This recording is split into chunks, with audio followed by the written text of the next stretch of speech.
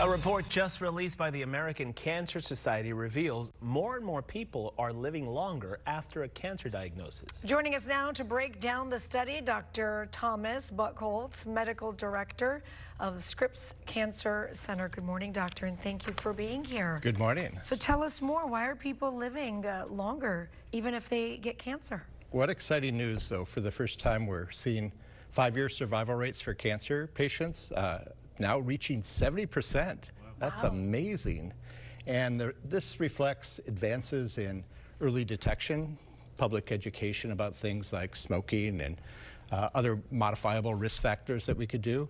And importantly, it really reflects new treatment advances. Does it apply to all cancers? Because I read even the most serious of cancers, this was part of the study. Tell me more about that. Yeah, we're seeing improvements in survival across almost all types of cancer, particularly common things like breast cancer, but even hard to treat cancers like some of the hematologic malignancies like leukemia or myeloma. We're seeing advances in these statistics as well. Talk to me a little bit about this study. How many patients took part of it? It's really a national reflection of how the cancer problem is going in the United States. The data are compiled across national cancer registries and called a SEER registry and compiled by the American Cancer Society for an annual report on the status of cancer in the United States.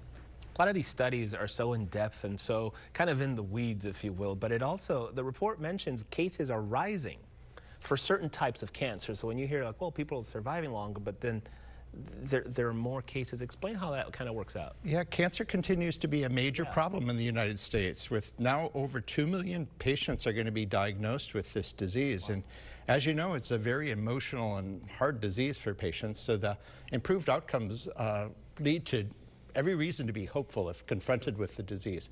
Now, why is it occurring? In part because we're living longer, and that one of the biggest risk factors for cancer is age.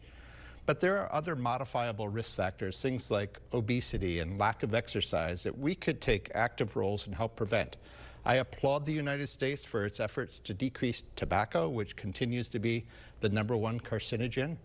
But we should also stress healthy living, basic healthy lifestyle that includes avoiding obesity and eating well-balanced meals. I was reading somewhere recently that colon cancer has actually gone up for a very young generation.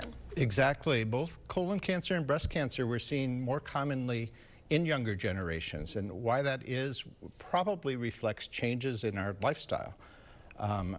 Colon cancer is a little less clear, but things like delaying the onset for your first childbirth can reflect a risk factor that has changed over time with our Western lifestyle.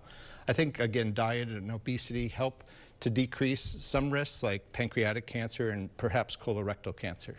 What services do you guys offer to support cancer patients? Because, you know, this is all great, but when you get that diagnosis, like the world stops for people. You mentioned how difficult this is emotionally.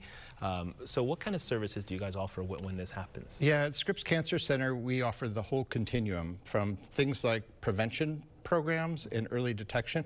We started San Diego's first formalized lung cancer screening program to help address early detection for the #1 cause of cancer-related deaths, lung cancer.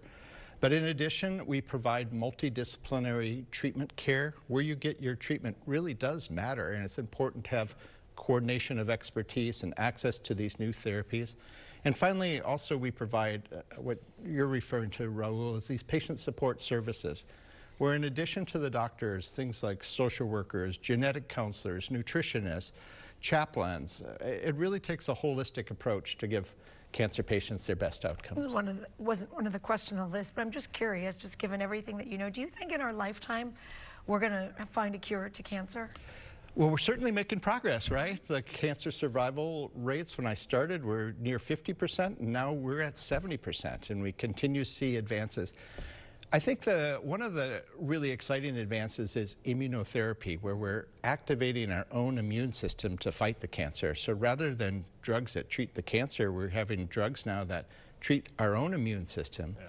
And I think if we could continue to make advances in that area, the immune system can fight all different types of cancer. And that will bring me to my final question for you. If there was a piece of advice you can give people who are watching right now, starting off 2026, something that they can do starting today, to lower their risk of cancer, you would say?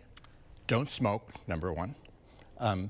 Exercise, eat a well-balanced meal, and if ever confronted with the cancer, try to be diagnosed at an early stage disease. So participate in screening studies. If you have a smoking history, don't be embarrassed. Seek out help and get lung cancer screening.